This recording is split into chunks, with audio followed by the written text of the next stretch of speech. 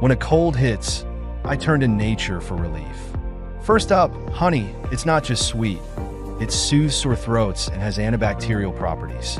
I mix it with warm water and a squeeze of lemon for a comforting drink. Then there's ginger, my go-to for its anti-inflammatory benefits.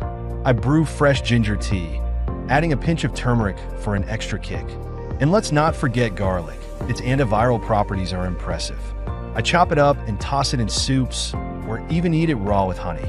Finally, steam inhalation with eucalyptus oil clears my sinuses and helps me breathe easier.